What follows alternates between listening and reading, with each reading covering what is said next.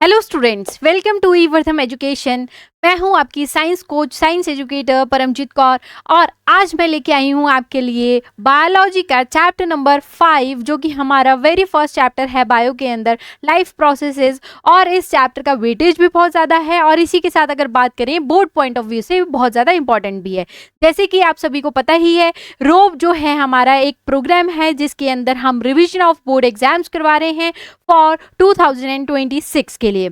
तो जो भी बच्चे जिनके हाफ ईयरली में मार्क्स नहीं आए थे या फिर कम रह गए हैं या फिर बैकलॉग बहुत सारा इकट्ठा हो गया है, कुछ टॉपिक हैं जो हमें समझ नहीं आ रहे हैं, पूरा चैप्टर तो मुझे आता है, मुझे लिखना नहीं आ रहा है, मैं आंसर नहीं लिख पा रहा हूँ, तो ये जो सारी आपकी प्रॉब्लम है उसका सोल्यूशन है आपका रोब। और अगर हम बात करें रोब के साथ, आज हम स्टार्ट करने वाले हैं फर्स्ट चैप्टर जो कि है बायो का हमारा लाइफ प्रोसेसेस विद परम मैम। ओके, देखो अब हमने पढ़ लिया है न्यूट्रिशन इन प्लांट्स। अब हम क्या पढ़ने वाले हैं? अब हम पढ़ने वाले हैं न्यूट्रिशन इन एनिमल्स। ओके, सबसे पहले अगर बात करें, the digestive system is different in various organism. मतलब अलग अलग ऑर्गेनिज्म में डाइजेस्टिव सिस्टम भी उनका अलग अलग होता है। Since the food and the way it is obtained different या फिर डिफर इन दीज ऑर्गेनिज्म, क्योंकि उनके खाना खाने का तरीका या फिर फूड जो वो इनटेक कर रहे हैं वो भी डिफरेंट है, इसीलिए उनका डाइजेस्टिव सिस्टम भी क्या होता है? डिफरेंट होता है। ठीक है, अगर हम बात करें process of nutrition in animals के अंदर, जो the process of nutrition involves following step, कितने? 5 स्टेप्स को फॉलो करते हैं। फर्स्ट हमारे पास में इंजेशन का मतलब क्या होता है? इनटेकिंग ऑफ फूड को इनटेक करना ही इंजेशन है। ठीक है, इंजेशन है, इंजेक्शन नहीं है। ओके, इंजेशन का मतलब क्या होता है? कैसे हमने फूड को इनटेक किया। इन unicellular organism like amoeba it engulfs the whole food, this is called endocytosis या फिर इसी को ही बोलते हैं फैगोसाइटोसिस। पूरे फूड को इनगल्फ कर लेना यानी खा लेना, अंदर ले लेना, है ना, उसी को हम क्या बोलेंगे? एंडोसाइटोसिस या फिर फैगोसाइटोसिस। सेकेंड स्टेप क्या है? सेकेंड स्टेप है digestion, breaking of complex food component into simple soluble components. Complex food को ब्रेक डाउन करना और सिंपल जो उसके पास में क्या है, सॉल्यूबल कंपोनेंट्स में उसे चेंज करना। थर्ड स्टेप है एब्जॉर्प्शन, जो फूड पार्टिकल्स अब अपने मास में इकट्ठे हुए हैं सॉल्यूबल वाले, उनको क्या करना? Passing the digested food through the wall of small intestine into the blood, उसे एब्जॉर्ब करके ब्लड में देना, क्योंकि ब्लड ही है जो पूरी बॉडी में सर्कुलेट कर रहा है। तो ब्लड के थ्रू या लिम्फ के थ्रू क्या होगा? वो फूड बॉडी के हर एक पार्ट तक पहुंच जाएगा। फिर फोर्थ स्टेप है एसिमिलेशन। एसिमिलेशन का मतलब है यूटिलाइजेशन ऑफ सिंपल फूड, उस सिंपल फूड का यूटिलाइजेशन करना food components and different body cells में। ठीक है, नेक्स्ट क्या है? In different body cells. Okay, egestion का इंजेशन था टेकिंग और इजेशन है elimination of undigested food as faeces in organism like amoeba, the vesicle carrying the undigested waste fuse with the membrane and release their contents to outside. This is known as exocytosis. Intaking को endo और elimination को exocytosis बोल रहे हैं। अब देखेंगे सबसे पहले न्यूट्रिशन इन अमीबा पढ़ना है अपन को। न्यूट्रिशन इन अमीबा पे इस पे क्वेश्चन पूछा गया है बहुत बार, तो ध्यान से सुनेंगे। यहाँ पे क्या है? When amoeba comes in contact with food particles के साथ में जब अमीबा कांटेक्ट में आएगा, it sends out pseudopodias which engulf the prey by the forming food cup. This is known as ingestion. यानी क्या करेगा अमीबा? सिंपल सी बात बताती हूँ। सिंपल क्या है? अमीबा के पास में जैसे ही फूड पार्टिकल आएगा, अमीबा क्या करेगा? अपने सूडोपोडियाज को निकालेगा और फिर क्या करेगा? एक फूड कप बना लेगा, फूड पार्टिकल को अंदर ले लेगा। ठीक है, अंदर लेने के बाद में अब क्या करेगा? उस पूरे फूड पार्टिकल पे एक इनसर्कल कर देगा जिससे फूड वैक्यूल बन जाए। फूड वैक्यूल बनने के बाद में क्या करेगा? उसको डाइजेस्ट करना स्टार्ट करेगा। जैसे ही उसे डाइजेस्ट करना स्टार्ट करेगा, सिंपल कंपोनेंट में उसे तोड़ने लग जाएगा। तोड़ने के बाद में जो भी होगा एब्जॉर्ब करेगा और फिर उसे क्या करेगा, एसिमुलेट करेगा। एसिमुलेट करने के बाद में उसको जो भी वेस्ट मटेरियल है उसे सूडोपोडियाज या फिर सरफेस की हेल्प से क्या करेगा, बॉडी से बाहर कर देगा। ठीक है, अब इसको हम अच्छे से समझ लेते हैं। अब देखो यहाँ से है ना बिल्कुल अच्छे से समझ में आ जाएगा, लेकिन ध्यान से देखना है। ठीक है, अब देखो फटाफट से यहाँ पे क्या हो रहा है। अमीबा रहता कहाँ है, अमीबा रहता है पानी के अंदर। ठीक है, अमीबा हमारा पानी के अंदर है। अब हमें देखना है कि अमीबा जो है वो अपना फूड कैसे इनटेक करता है या फिर अमीबा के अंदर न्यूट्रिशन कैसे हो रहा है। ठीक है, ये हमें अमीबा दिख रहा है। अब देखो होगा क्या, अमीबा के पास में फूड पार्टिकल आ गया।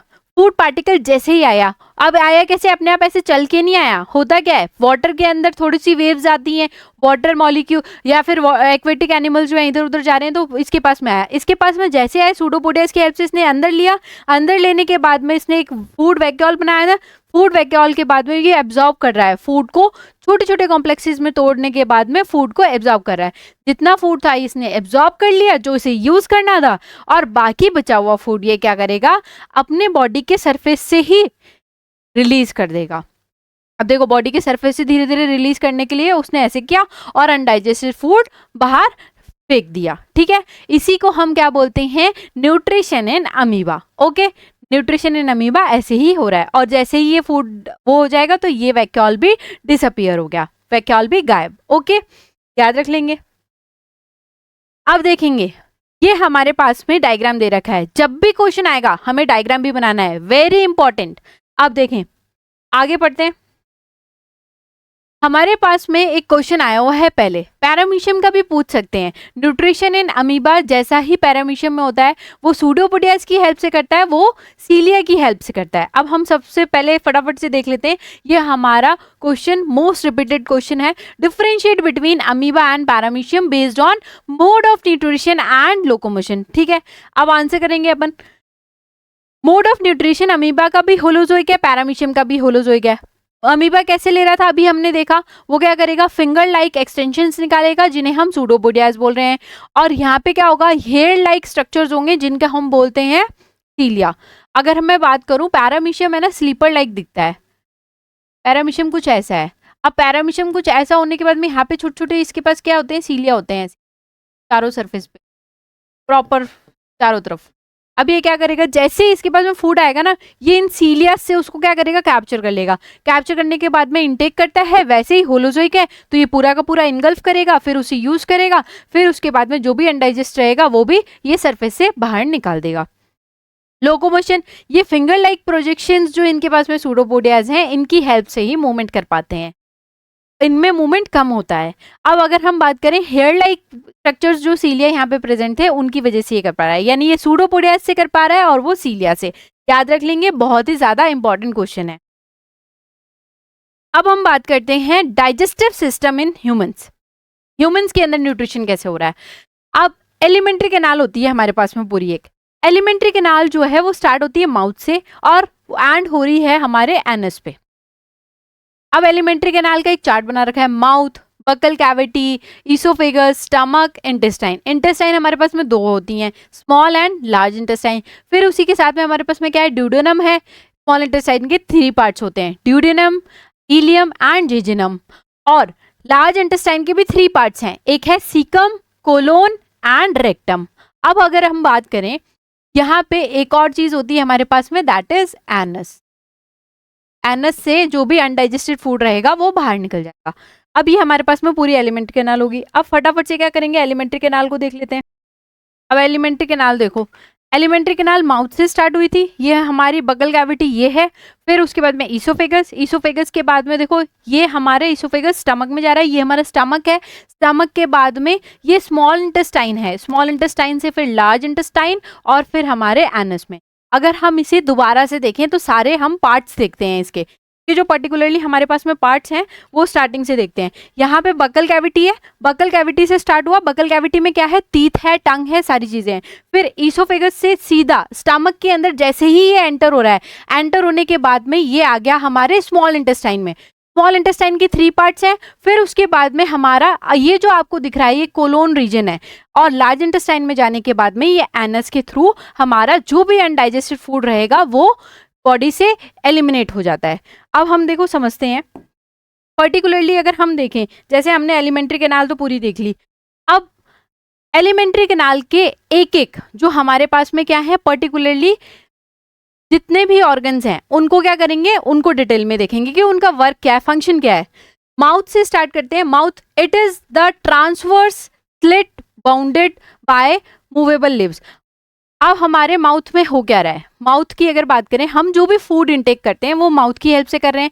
माउथ की हेल्प से जैसे ही आपने फूड इंटेक किया और फिर उसके बाद में क्या होता है, वो बकल कैविटी में जाता है। बकल कैविटी में जाने के बाद क्या होगा, सबसे पहले हम उस फूड को च्यूई करते हैं, यानी टीथ की हेल्प से हम उसे क्या करेंगे, चबाएंगे। खाने को चबाने के बाद में फिर क्या होता है, टंग जो है हेल्प करती है, सलाइवा उसमें मिक्स करेगी और कई सारे डाइजेस्टिव एंजाइम्स निकाल के देगी, जिससे कि क्या हो, हमारा फूड जो है वो एक पेरिस्टालसिस मूवमेंट कर पाए, जिससे वो कहाँ चला जाए, स्टमक में।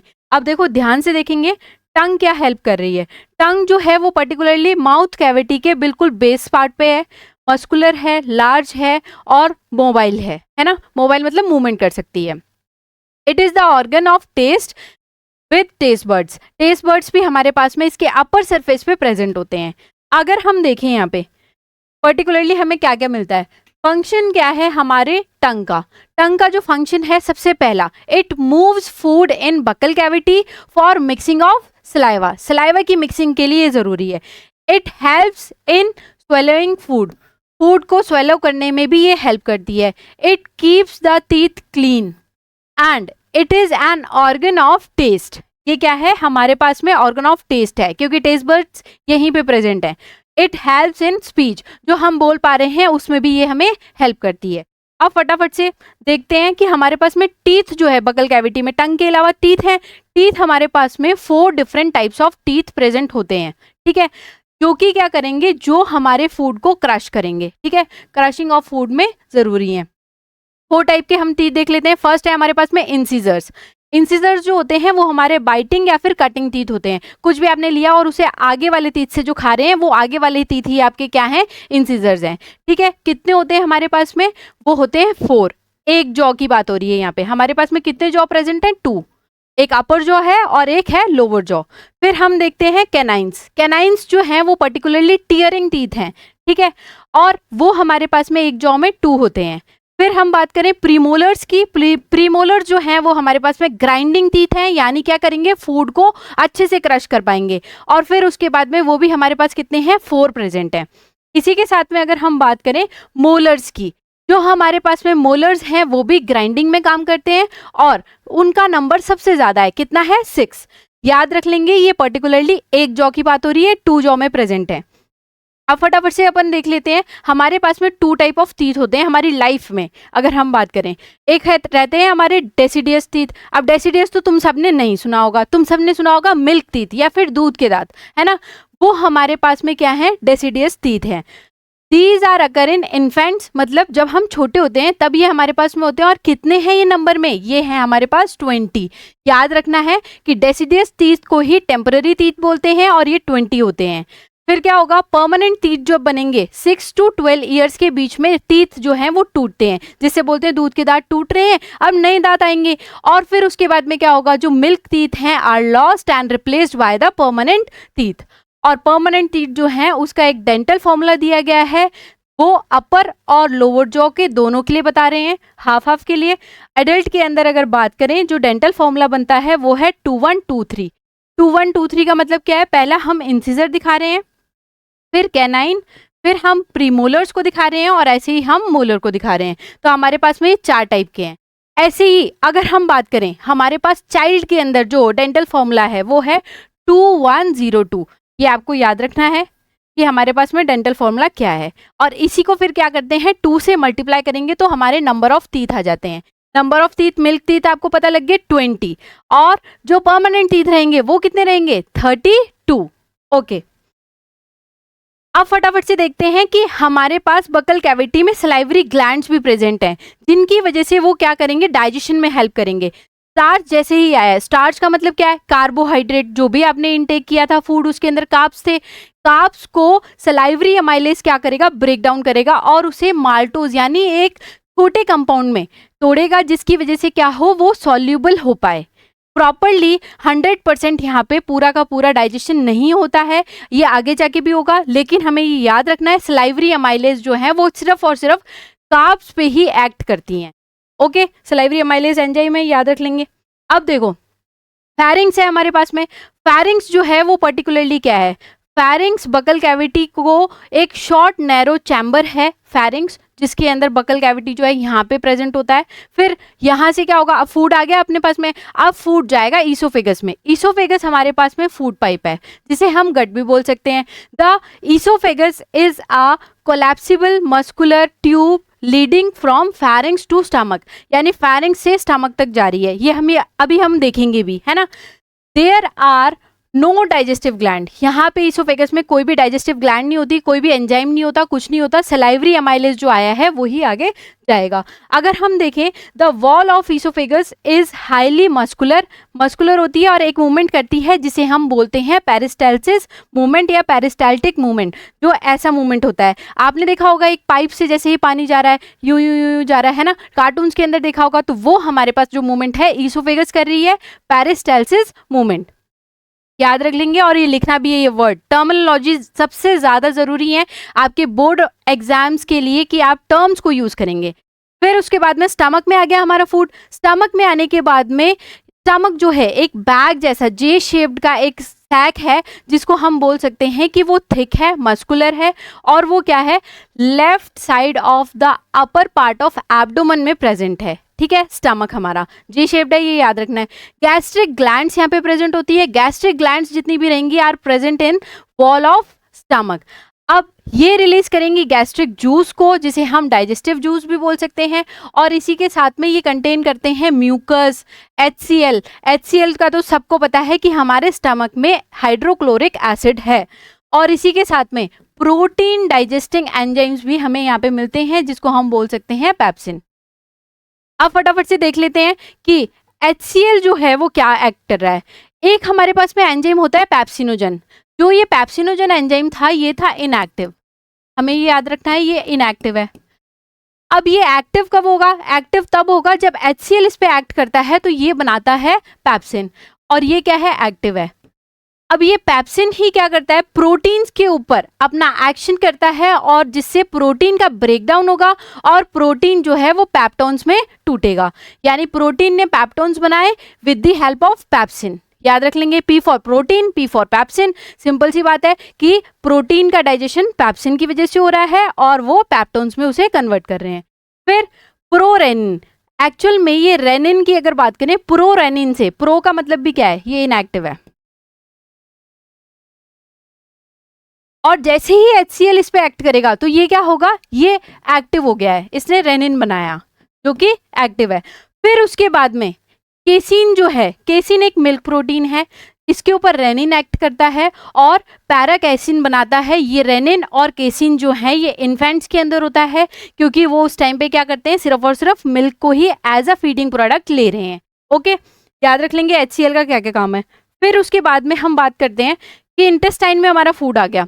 जैसे ही फूड इंटेस्टाइन में आया है तो it is the longest part of the alimentary canal, ये एलिमेंट्री कैनाल का सबसे लॉन्गेस्ट पार्ट है, which is fitted into a compact spaces because of extensive coiling। ये क्या है, बहुत सारा coiled एक स्ट्रक्चर है, और ये क्या बना रहा है, इंटेस्टाइन जो है ना, ये लॉन्गेस्ट पार्ट रहेगा एलिमेंट्री कैनाल का। अब देखो दो हैं हमारे पास इंटेस्टाइन, एक है स्मॉल इंटेस्टाइन और एक है हमारे पास में लार्ज इंटेस्टाइन। स्मॉल इंटेस्टाइन की अगर बात करें, स्मॉल इंटेस्टाइन में क्या होगा, the small intestine is the site of the complete digestion. ये सबसे इंपॉर्टेंट बात है, the site of the complete digestion. ये कंप्लीट डाइजेशन की एक साइट है ऑफ कार्बोहाइड्रेट्स, प्रोटीन्स, फैट्स, ये सब के लिए जरूरी है।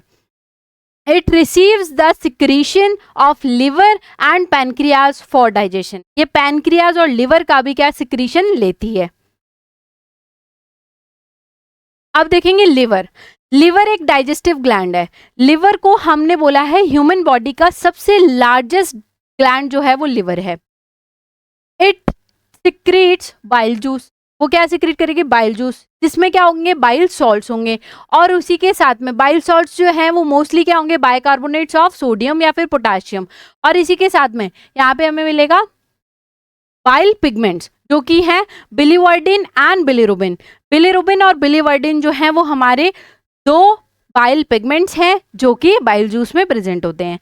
लिवर सिक्रीट करता है बाइल जूस को, जबकि बाइल जूस आपका स्टोर कौन कर रहा है, bile juice is store in gall bladder, यानी बाइल जूस को स्टोर करने के लिए गॉल ब्लैडर दे रखा है। इसलिए आपने सुना होगा गॉल ब्लैडर में स्टोन्स हो गए, फिर गॉल ब्लैडर को निकालना है। अगर गॉल ब्लैडर निकल जाएगा तो कोई फर्क पड़ेगा क्या बॉडी पे, नहीं, कोई फर्क नहीं पड़ेगा। क्यों, गॉल ब्लैडर क्या कर रहा था, बाइल जूस को स्टोर करके रख रहा था, जबकि बाइल सिक्रीट कौन कर रहा है, बाइल तो अभी भी लिवर ही सिक्रीट कर रहा है।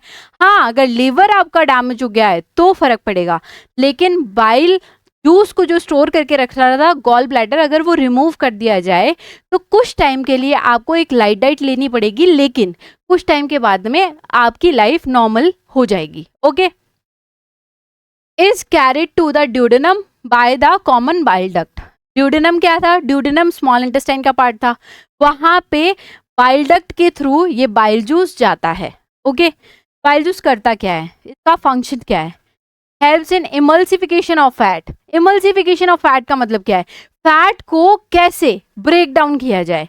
ब्रेक डाउन करने के बाद में ये क्या करता है, एल्कलाइन मीडियम प्रोवाइड करता है, क्योंकि HCl जो था हमारे स्टमक के अंदर, HCl ने फूड को बना दिया था एसिडिक।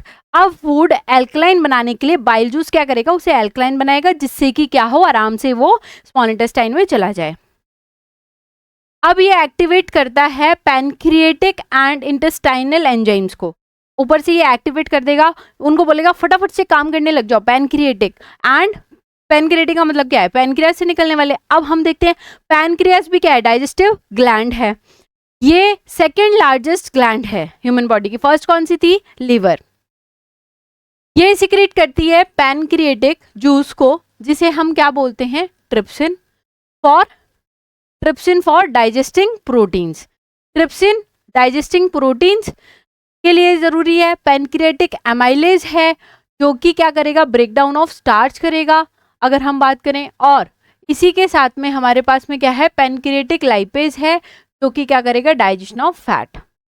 तो हमें ये याद रखना है। अब देखो फटाफट से देख लेंगे, ट्रिप्सिनोजन है यानी इनएक्टिव, जन आ रहा है तो इनएक्टिव है। इनएक्टिव को जैसे ही एंटेरोकाइनेज की हेल्प से, एंटेरोकाइनेज एक एंजाइम है, उसकी हेल्प से इसने बना दिया ट्रिप्सिन। जैसे ये ट्रिप्सिन बना, प्रोटीन के ऊपर एक्ट करके ट्रिप्सिन बना देता है पेप्टाइड्स, जबकि पेप्सिन प्रोटीन पे एक्ट करके क्या बना रहा था, पेप्टोन्स।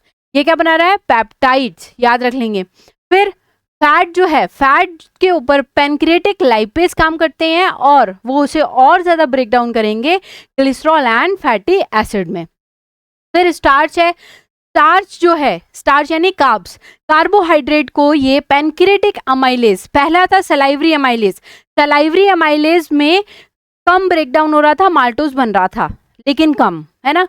और फिर उसके बाद में जो बचा कुचा हमारे पास में कार्बोहाइड्रेट है जो भी डाइजेस्ट नहीं हुआ प्रॉपर्ली, पैनक्रिएटिक अमाइलेज उस पर काम करके और उसको फटाफट क्या करेगा, माल्टोज में चेंज कर देगा। और इसी के साथ में फिर हमारे पास क्या होगा, the wall of intestine secrete intestinal juice. अब इंटेस्टाइन की बारी है तो इंटेस्टाइन ने बोला मैं इंटेस्टाइनल जूस दूंगी, है ना। जैसे ही इंटेस्टाइन ने ये दिया फिर क्या होगा, कंप्लीट डाइजेशन होगा। ये याद रखना है कि complete digestion of peptides into amino acid, carbohydrates into glucose, fat into fatty acid और ग्लिसरॉल, यहाँ पे कंप्लीट डाइजेशन होगा इंटेस्टाइनल जूस की वजह से। यहाँ पे सबसे पहले अगर बात करें पेप्टाइड्स हैं, पेप्टाइड्स जो हैं उसके ऊपर इंटेस्टाइनल एंजाइम ने जैसे ही वर्क किया तो पेप्टाइड्स अमीनो एसिड में चेंज हो गए। अब ये जो यहाँ पे आ रहे हैं ना, अमीनो एसिड में चेंज हो रहा है, क्या हो रहा है ना, इसमें कंफ्यूज नहीं होना। एक्चुअल में क्या है, अपन ने पढ़ लिया कंप्लीट डाइजेशन। कंप्लीट डाइजेशन का मतलब क्या है, अब ये एब्जॉर्ब होने वाली फॉर्म में आएंगे, जिससे क्या हो, ब्लड में ये एब्जॉर्ब हो जाए। मतलब इंटेस्टाइन क्या करेगा, स्मॉल इंटेस्टाइन इन्हें एब्जॉर्ब करके ब्लड में दे देगा या लिम्फ में दे देगा, जिससे ये क्या हो पाए, ट्रांसपोर्ट हो पाए। ठीक है, तो पेप्टाइड्स पे इंटेस्टाइनल एंजाइम ने वर्क किया, अमीनो एसिड आ गया। ऐसे ही कार्बोहाइड्रेट्स पे इंटेस्टाइनल एंजाइम्स ने वर्क किया और हमारे पास में आ गया है मोनोसैकेराइड्स। मोनोसैकेराइड्स का मतलब है ग्लूकोज या फ्रक्टोज बना दिया। ऐसे ही इन्होंने क्या किया, इन्होंने फैट्स पे इंटेस्टाइनल एंजाइम ने वर्क किया और फैटी एसिड और ग्लिसरॉल हमें बना के दे दिया। यानी फैट का भी हो गया, प्रोटीन का भी हो गया और इवन कार्बोहाइड्रेट का भी कंप्लीट डाइजेशन हमारे इंटेस्टाइन में हो चुका है। अब देखो इंटेस्टाइन क्या करेगी।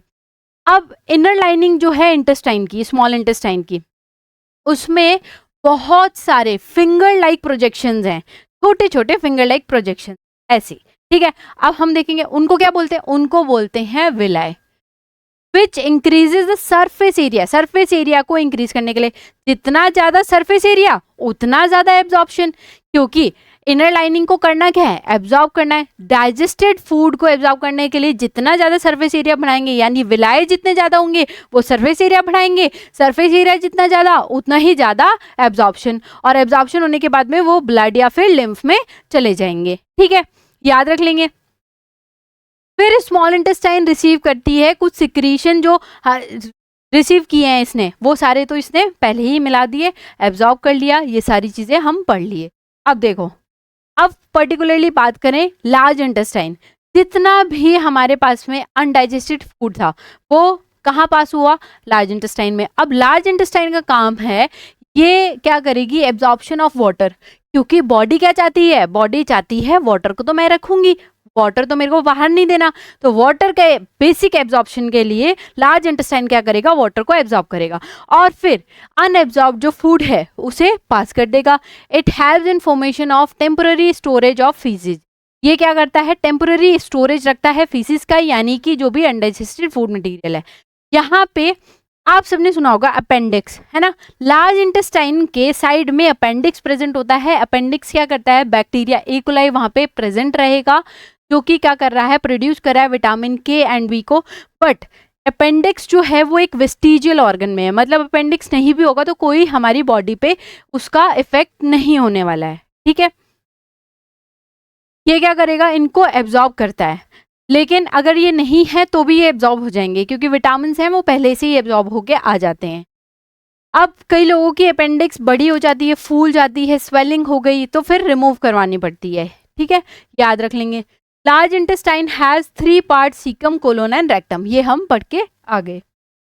अब हमें क्या पढ़ना है, एनस में चला गया सारा का सारा अनडाइजेस्टेड फूड। अब लास्ट ओपनिंग जो है एलिमेंट्री कैनाल की वो है एनस। एनस के थ्रू क्या होगा, एक एनल स्फिंक्टर है जो कि क्या करेगा, वो स्फिंक्टर जितना भी अनडाइजेस्टेड फूड है उसे बाहर निकालेगा।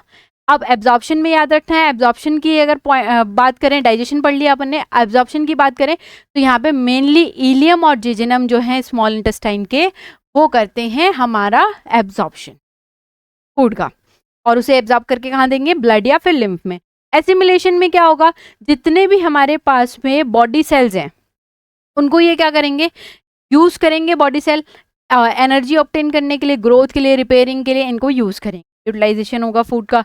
फिर इजेशन में क्या हो रहा है, इजेशन में एनस के थ्रू जैसे ही अभी वो हमारे पास में जितना भी फीकल मैटर इकट्ठा हुआ था वो बाहर निकल गया, ठीक है। तो ये ह्यूमन के अंदर डाइजेशन ऐसे होता है। अब फटाफट से हम क्या करते हैं, देखें, अब हम न्यूट्रिशन इन ह्यूमन बींग्स देखने वाले हैं। न्यूट्रिशन इन ह्यूमन बींग्स कैसे हो रहा है, ये पूरा ह्यूमन बॉडी हमें दिख रहा है, ठीक है। अब जो भी फूड हमने इंटेक किया था उसके अंदर क्या क्या था, उसके अंदर कार्बोहाइड्रेट्स थे, proteins, fat, vitamin and minerals, ये फूड के अंदर थे। अब हमने जैसे ही उस फूड को इंटेक किया था तब क्या क्या चेंजेस हुए और वो कैसे हुआ, जो अभी हमने पढ़ा है उसको हम देखते हैं। ये पर्टिकुलरली हमारा एलिमेंट्री कैनाल स्टार्ट होता है कहाँ से, पर्टिकुलर माउथ से, और फिर वो पूरा का पूरा कहाँ तक जा रहा है, एनस तक, ठीक है। पूरी एलिमेंट्री कैनाल में कितने पार्ट्स होते हैं वो अभी अपन देख के आगे। अब जैसे ही फूड को इंटेक किया जाता है तो बकल कैविटी क्या करेगी, उस फूड को सबसे पहले क्या करेगी, छोटे छोटे सॉल्यूबल पार्ट्स में कट करेगी। जैसे टीथ की हेल्प से ये आपको दिख रहा है कि ये क्या कर रहा है, कट कर रहा है अपने फूड। अब फूड सिर्फ कट ही नहीं होता, इसके साथ में क्या होता है, हमारे पास जो टंग है वो भी क्या करेंगी, टंग जो है सलाइवा प्रोड्यूस करेगी। ये ब्लू कलर के जो मॉलिक्यूल्स हैं ये सारे के सारे क्या हैं, सलाइवा, इनने निकाला। अब ये जैसे ही ईसोफेगस में जा रहा है, डायरेक्ट ही जा रहा है, आप लोगों को दिख रहा है, ये एक मूवमेंट करेगा पेरिस्टाल्सिस, वो भी अभी देखेंगे। उससे पहले हमने पढ़ा था कि सलाइवा जो होता है, सलाइवा के अंदर सलाइवरी ग्लैंड्स रहती हैं, और सलाइवरी ग्लैंड्स क्या करती हैं, सलाइवा के अंदर एक सलाइवरी अमाइलेज निकालती हैं, जो कि एक एंजाइम है जो क्या करेगा, कार्बोहाइड्रेट्स को ब्रेक डाउन करेगा। ठीक है, अब देखो सलाइवा तो ये ब्लू कलर का मॉलिक्यूल तुम्हें दिख ही रहा था, लेकिन जो सलाइवरी अमाइलेज एंजाइम है वो भी आपको दिखेगा। ये फूड के जो छोटे छोटे पार्टिकल्स हैं, इसके अंदर सलाइवा के साथ साथ में सलाइवरी अमाइलेज भी एंजाइम आएगा। और सलाइवरी अमाइलेज का सिर्फ और सिर्फ एक ही काम है कि वो कार्बोहाइड्रेट्स को ब्रेक डाउन करता है। ये आपको सलाइवरी अमाइलेज एंजाइम यहाँ पे दिख रहा है, जो कि क्या करेगा, फूड जो भी हमारे पास में था, फूड पार्टिकल्स, उनके साथ में अटैच होके उनको ब्रेक डाउन करेगा, कार्बोहाइड्रेट को माल्टोज में कन्वर्ट करेगा। और जैसे ही अब ये क्या कर रहा है, एक पेरिस्टाल्सिस मूवमेंट करता हुआ ईसोफेगस से कहाँ चला जाएगा, ये जाएगा हमारे स्टमक में। अब देखो पेरिस्टाल्सिस मूवमेंट भी आराम से दिख रहा है, ये धीरे धीरे ऐसे ऐसे मूवमेंट करता हुआ जा रहा है। जैसे स्टमक में जाएगा, स्टमक के अंदर क्या है, स्टमक के अंदर है HCl। HCl के साथ साथ में स्टमक में हमारे पास में और भी कई चीजें प्रेजेंट होती, यानी स्टमक भी क्या करेगा, कई सारे डाइजेस्टिव एंजाइम्स को बनाता है। HCl से प्रोटेक्ट करने के लिए स्टमक के अंदर एक लाइनिंग होती है जिसे हम बोलते हैं म्यूकस। म्यूकस स्टमक को इतने कंसंट्रेटेड HCl से भी प्रोटेक्ट करके रखता है। अगर हमसे पूछा जाए कि HCl का pH कितना होता है, तो हमें याद रखना है HCl का pH होता है 1.8, यानी HCl जो है वो एक कंसंट्रेटेड एसिड में आ रहा है, इवन स्ट्रॉन्ग एसिड है, और हम बोल सकते हैं मिनरल एसिड है। ये पर्टिकुलरली क्या कर रहे हैं यहाँ पे, HCl के साथ साथ जो गैस्ट्रिक ग्लैंड है वो पेप्सिन को रिलीज कर रही है। पेप्सिन क्या करेगा, प्रोटीन का ब्रेकडाउन करेगा पेप्टोन्स में। अब ये फूड कहाँ जाएगा, हमारे स्मॉल इंटेस्टाइन में। जैसे ही स्मॉल इंटेस्टाइन में जाएगा तब क्या होगा, लिवर और पैनक्रियाज का भी जो भी सिक्रीशन था वो आ गया है, स्मॉल इंटेस्टाइन से होता हुआ ये चला जाता है लार्ज इंटेस्टाइन में। लेकिन स्मॉल इंटेस्टाइन में ऐसे छोटे छोटे फिंगर लाइक प्रोजेक्शंस होते हैं जो क्या करेंगे, स्मॉल इंटेस्टाइन के एब्जॉर्प्शन को बढ़ाते हैं, यानी सरफेस एरिया को। यहाँ पे हमें दिख रहा है लार्ज इंटेस्टाइन क्या कर रही है, वाटर का एब्जॉर्प्शन हो रहा है। यहाँ पे वाटर के एब्जॉर्प्शन के बाद में ये जो हमारा अनवांटेड फूड है वो NS के थ्रू बॉडी से एलिमिनेट हो जाता है। तो ये है हमारा डाइजेशन का प्रोसेस। चलो अब देख लेते हैं हमारे जो PYQs है। फर्स्ट क्या है, फर्स्ट क्वेश्चन में हमें बोल रखा है the length of the small intestine deer is more as compare to the length of the small intestine of tiger. Deer क्या है, हार्बीवोर है। अब अपन को पता है हार्बीवोर कौन से होते हैं, हार्बीवोर वो होते हैं जो प्लांट ईटिंग है, और टाइगर क्या है, कार्निवोर है। टाइगर क्या है, कार्निवोर। कार्निवोर क्या होते हैं, कार्निवोर होते हैं फ्लैश ईटिंग एनिमल्स। तो जो प्लांट ईटिंग एनिमल्स है जैसे डियर, उनकी स्मॉल इंटेस्टाइन की लेंथ ज्यादा क्यों है, ये हमें बताना है। ठीक है, पहले ऑप्शन देखते हैं, ये क्वेश्चन कई बार आया हुआ है। Mode of intake of food, mode तो दोनों का सेम है, दोनों क्या करेंगे, इनगल्फ करेंगे फूड को, लेंगे। Type of food consume, food उनका डिफरेंट है, एक प्लांट खा रहा है, एक एनिमल खा रहा है, या फिर फ्लैश खा रहा है। दूसरा क्या है, presence and absence of villi in the intestine, villi तो दोनों के पास है क्योंकि इंटेस्टाइन दोनों के पास है। अब प्रेजेंस और absence of digestive enzymes, digestive enzyme भी दोनों के पास में सही रहेंगे, लेकिन तब इसका आंसर हो जाएगा टाइप ऑफ फूड कंज्यूम। लेकिन इसका जो पर्टिकुलरली प्रॉपर आंसर है वो ये है कि हार्बीवोर की स्मॉल इंटेस्टाइन बड़ी होती क्यों है। हार्बीवोर जो प्लांट खाते हैं, प्लांट के अंदर एक हमारे पास में वो रहता है मटेरियल, एक हार्ड मटेरियल है प्लांट का, सेल्यूलोज। सेल्यूलोज जो है, सेल्यूलोज को डाइजेस्ट करने में टाइम लगता है, टाइम ज़्यादा लगेगा, इसीलिए उनकी जो स्मॉल इंटेस्टाइन की लेंथ है वो ज़्यादा है, ताकि वो प्रॉपर डाइजेशन कर पाए, या फिर प्रॉपर हम कंप्लीट डाइजेशन कर पाए किसका, सेल्यूलोज का। इसीलिए यहाँ पे कि स्मॉल इंटेस्टाइन लार्ज होती है। अब देखेंगे ये एक और क्वेश्चन है हमारे पास में, क्या है 1, 2 एंड 3। इस फिगर के अंदर अपन को ये बताना है, लेकिन ये नहीं बताना ये ऑर्गन क्या क्या है। In human alimentary canal the specific enzyme, हमें बताना है इनका स्पेसिफिक एंजाइम या फिर जूस जो इनसे सिक्रीट हो रहा है। फर्स्ट है माउथ, बकल कैविटी के अंदर क्या है, बकल कैविटी के अंदर सलाइवरी अमाइलेज एंजाइम है, वेरी गुड। फिर सेकंड कहाँ दिख रहा है, सेकंड हमें दिख रहा है लिवर में। लिवर क्या बना रहा था, बाइल जूस। और थर्ड जो है वो पैनक्रियाज में दिख रहा है। पैनक्रियाज की अगर बात करें, पैनक्रियाज क्या करेगा, पैनक्रियाज सिक्रीट करेगा पैनक्रियाटिक जूस या फिर पैनक्रियाटिक एंजाइम, जिसके अंदर ट्रिप्सिन है, अमाइलेज है और लाइपेज है। अब देख लेते हैं, फर्स्ट है, फर्स्ट का आंसर तो अमाइलेज होना चाहिए, आ रहा है। दूसरे का answer pepsin, amylase, bile, trypsin correct है, लाइपेज गलत है, ट्रिप्सिन गलत है। तो हमारा आंसर हो गया बी।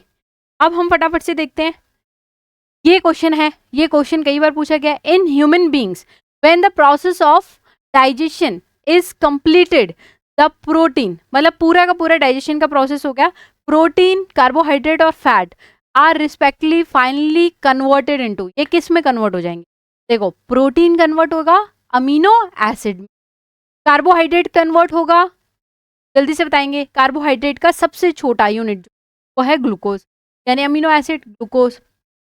और थर्ड वाला फैट जो है वो फैटी एसिड एंड ग्लिसरॉल बनाएगा। यहाँ सिर्फ फैटी एसिड दे रखा है, यहाँ पे ग्लिसरॉल भी दे रखा है। ओके, तो ये हमारा option B is correct. Okay, ये हो गया है हमारा अब कंप्लीट न्यूट्रिशन। हमने प्लांट्स का न्यूट्रिशन पढ़ लिया, एनिमल्स का न्यूट्रिशन पढ़ लिया। ओके, नेक्स्ट क्लास में मिलेंगे रेस्पिरेशन के साथ। Okay, all the best.